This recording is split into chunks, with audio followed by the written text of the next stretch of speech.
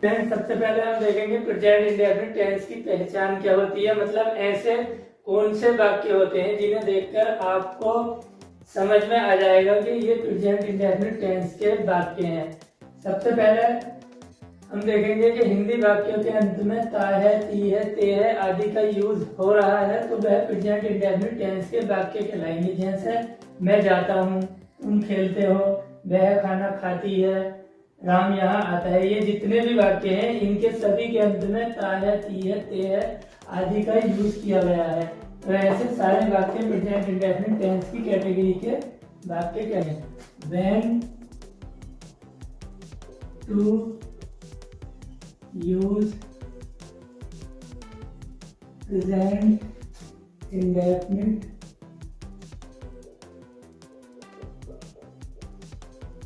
Tense. मतलब present indefinite tense का use कहाँ होता है? नंबर एक, हैबिट। हैबिट मतलब आदत बताने के लिए। जैसे कि मेरी आदत है, मैं रोज सुबह चाय पीता हूँ। आपकी कोई आदत हो सकती है, जैसे आप रोज सुबह कॉफी पीते हैं, आप शाम को जूस पीते हैं या दोपहर में आप स्नैक्स खाते हैं। ये आपकी आदत हो सकती है, ठीक है।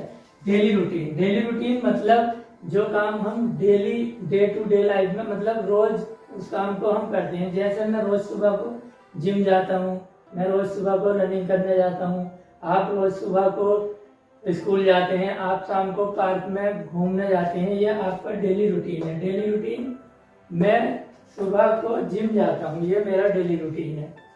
Universal truth. यूनिवर्सल ट्रूथ का मतलब होता है सार्वभौमिक सत्य। मतलब ऐसा फैक्ट जो सभी के लिए एक समान हो, किसी के लिए कुछ, किसी के लिए कुछ नहीं हो सकता, वो सबके लिए एक समान होगा। जैसे सूरज पूरब में निकलता है, सूरज पूरब में निकलता है, ये मेरे लिए भी एक समान है, सबके लिए ये समान है, सारी दुनिया के लिए ये एक समान है।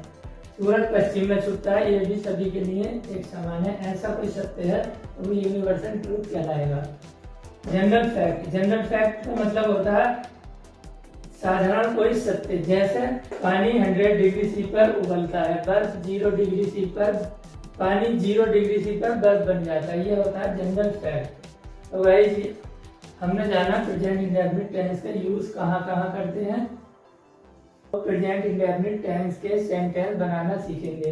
इस वीडियो में हम 4 टाइप के सेंटेंस बनाना सीखेंगे। Number 1 affirmative sentence, number 2 negative sentence, number 3 interrogative sentence और नंबर 4 इंट्रोगेटिव नेगेटिव। सबसे पहले हम देखेंगे अफर्मेटिव सेंटेंस। हिंदी में सकारात्मक वाक्य कहते हैं। सकारात्मक वाक्य वह वाक्य होते हैं जिसमें नहीं का प्रयोग नहीं किया जाता है और ना ही इसमें क्वेश्चन मार्क का प्रयोग किया जाता है। ऐसे जितने भी सेंटेंस होते हैं जिसमें नहीं या क्वेश्चन मार्क का प्रयोग नहीं किया जाता वह सकारात्मक यानी अफर्मेटिव सेंटेंस कहलाते हैं।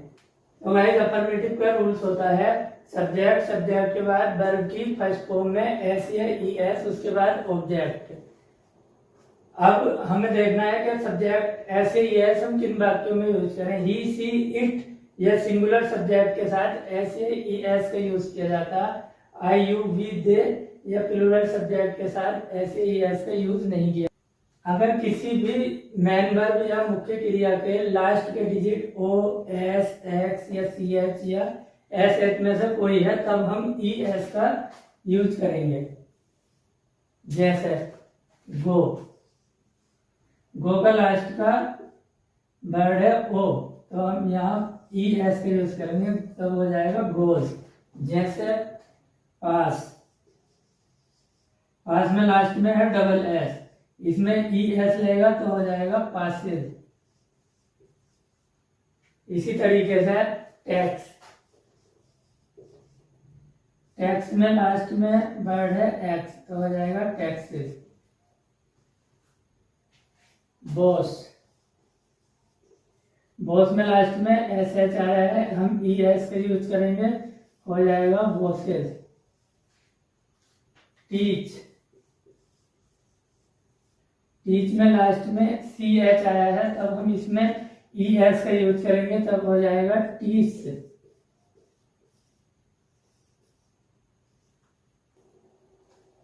रूल नंबर 2, ई एस का यूज कब करें? अगर किसी भी वर्ब में लास्ट का digit by consonant plus by है, मतलब बाई से पहले कॉन्सोनेंट डिजिट आ रहा है या लेटर आ रहा है, तब हम वहां ई एस का यूज करेंगे। जैसे ट्राई,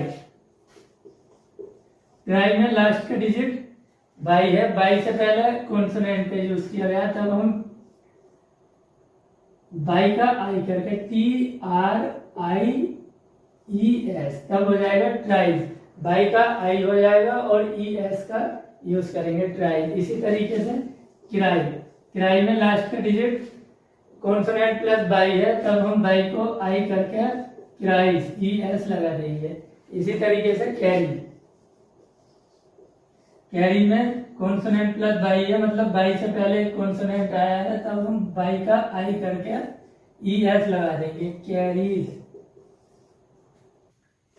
इंग्लिश लैंग्वेज में 5 वोवेल होते हैं, A-E-I-O-U,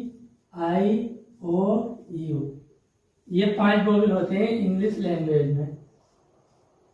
बाई से पहले किसी वोवेल का मतलब A-E-I-O-U में से किसी का भी यूज किया गया है, तब हम बाई की जगह आई नहीं करेंगे, केवल एस का यूज करेंगे मेंबर में, प्रेजेंट इंडेफिनिट टेंस के अफर्मेटिव सेंटेंस में।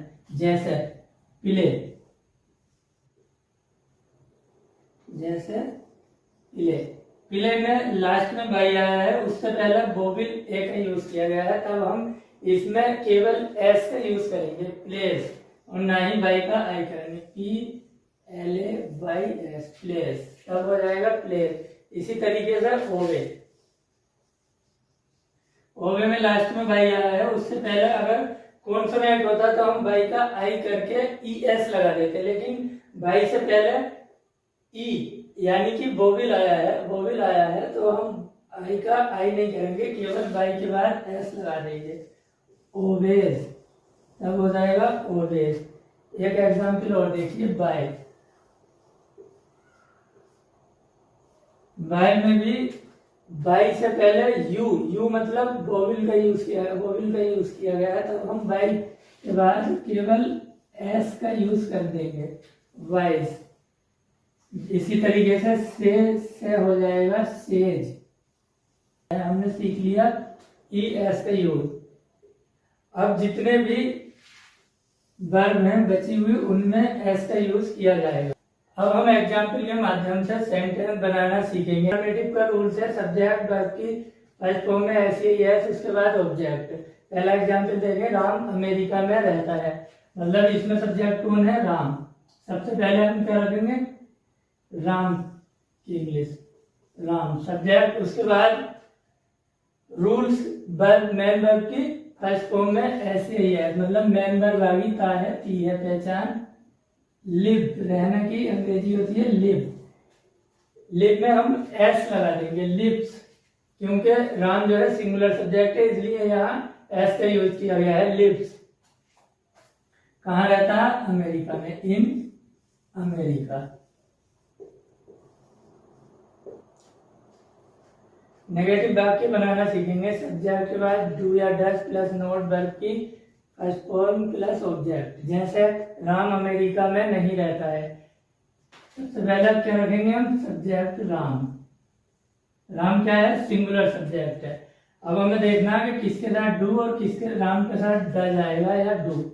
अगर हमारा सब्जेक्ट ही, सी, इट या कोई भी सिंगुलर नाउन, मतलब कोई एक हो, तब हम डू का यूज डस का यूज करेंगे। इसके अलावा अगर आई, यू, वी, दे या प्लूरल सब नाउन है, जैसे एक से ज्यादा सब्जेक्ट है, तब हम डू का यूज करेंगे। राम जो है एक सिंगुलर नाउन है, मतलब एक अकेला है, तब हम डस का यूज करेंगे, राम डज। उसके बाद हम लगाएंगे नॉट नहीं की इंग्लिश, फिर रहने की live. Ram does not live in America, Ram America में नहीं रहता है। हम पार्क में नहीं खेलते, हम क्या है? Subject we, be plural subject है तो बी के साथ डू का यूज किया जाएगा। उसके बाद नोट, हमारा सब्जेक्ट नोट, नोट के बाद वर्ब की फर्स्ट फॉर्म आ गई live.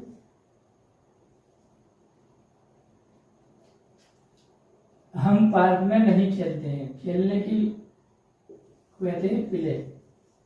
We do not play in the park. वह यहां नहीं आता है। ही सिंगुलर सब्जेक्ट है तब हम डस का यूज करेंगे। ही डज नॉट, नॉट के बाद हमारी वर्ब की फर्स्ट फॉर्म आना, कम, कहाँ नहीं आता, हियर, वह यहाँ नहीं आता है। तो आपने देखा नेगेटिव सेंटेंस बनाने का क्या नियम होता है। अब हम देखेंगे इंट्रोगेटिव सेंटेंस यानी प्रश्नवाचक वाक्य, मतलब जिसमें कोई प्रश्न पूछा जाता हो। प्रश्नवाचक वाक्य दो तरीके के होते हैं। एक नंबर एक टाइप होता है यस या no type. Yes no type का मतलब होता है ऐसे वाक्य जिनका हम जवाब यस और नो में दे सकते हैं। जैसे क्या तुम वहां जाते हो, इसका जवाब हम दे सकते हैं यस और नो में। जी मैं जाता हूँ, यस, नहीं जाता हूँ, नो। और कुछ वाक्य ऐसे होते हैं जिनका हम जवाब नहीं में नहीं दे सकते। जैसे तुम कहाँ जाते हो, तब आपको कहना पड़ेगा कि मैं वहां जाता हूँ। मतलब दूसरा टाइप होता है WH फैमिली, WH फैमिली वाला टाइप। सबसे पहले हम देखेंगे यस और नो टाइप के सेंटेंस। यस और नो टाइप सेंटेंस बनाने का जो रूल्स होता है, सबसे पहले हेल्पिंग वर्ब लगाएंगे डू या does plus subject plus verb की first form plus object plus question mark. जितने भी इंट्रोगेटिव सेंटेंस होते हैं उसमें लास्ट में क्वेश्चन मार्क लगा हुआ आता है। जैसे क्या तुम जिम जाते हो, क्या तुम जिम जाते हो। क्या, सबसे पहले क्या वर्ड आया है, मतलब इसका हम जवाब दे सकते हैं यस और नो में। क्या तुम जिम जाते हो, नहीं भी कह सकते हैं हम, यस भी कह सकते हैं। तो इसे बनाने का नियम है, सबसे पहले डू या डज। सब्जेक्ट क्या है हमारा, यू। हम सब्जेक्ट को देख के रखेंगे डू या डज। सब्जेक्ट हमारा प्लूरल है तो हमारा यहाँ आएगा डू, डू यू सब्जेक्ट। उसके बाद वर्ब की फर्स्ट फॉर्म गो, कहाँ जाते हो, gym, to gym. WH family वाले rule number 2, WH family. WH family का मतलब होता है इन वाले सेंटेंस का जवाब हम आंसर मतलब यस और नो में नहीं दे सकते, हमें पूरा ही कहना पड़ेगा। तो इसका रूल्स होता है सबसे पहले WH फैमिली वाला वर्ड, WH फैमिली वर्ड का यूज किया जाएगा, WH फैमिली वर्ड का यूज किया जाएगा। उसके बाद डू या डज सब्जेक्ट वर्ब की फर्स्ट फॉर्म। जैसे तुम कहाँ जाते हो,